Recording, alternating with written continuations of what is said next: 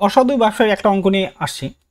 একজন ডিলার তার পণ্যের 16% লোকসানে বিক্রি করার দাবি করেন, কিন্তু তিনি 1 কেজি ওজনের পরিবর্তে 750 গ্রাম তোলেন। এখন তার লাভের শতাংশ কত?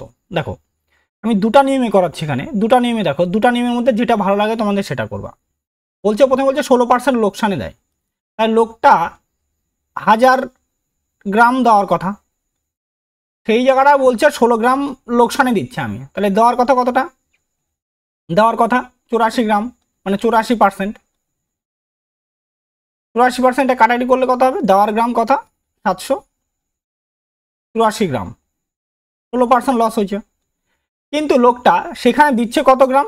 750 গ্রাম, তাই না? 750 গ্রাম, তাহলে লাভ করলো কতটা? 750 গ্রাম, তাই না? লাভ করলো কিন্তু আমাদের এখানে তোমার 90 গ্রাম লাভ করলো,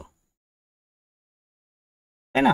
বিক্রি করছে কত গ্রাম? 750 গ্রাম, দাম নিচে 840 গ্রামের, কিন্তু লাভ করলো 90 গ্রাম। 750-এর উপরে 90 গ্রামের লাভ, তাই না? পার্সেন্টের জন্য কত হবে? 100।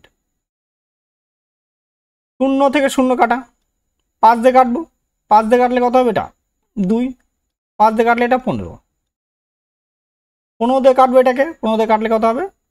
6, 6 দুগুণী 12%। তার লাভের শতকরা কত অংশ? লাভ শতকরা শতাংশ 12%। এইভাবে একটা নিয়ম। আর একটা ভাবে করতে পারো, বলছে 16% লসে বিক্রি করার কথা বলছে, তাহলে সিপি আর এসপি রেশিও ধরে নিই।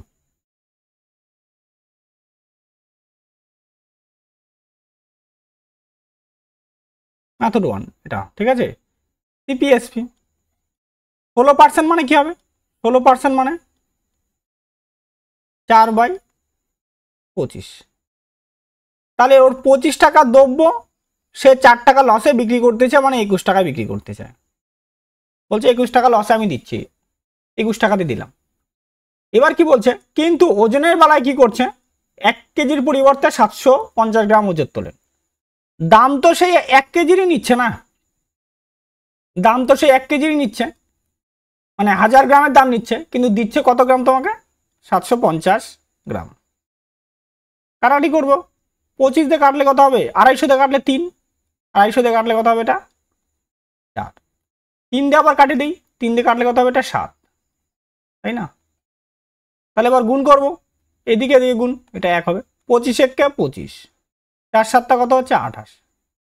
তাহলে 25 টাকায় কিনে কত টাকা বিক্রি করলো? সেটা 28 টাকা, মানে 3 টাকা লাভ।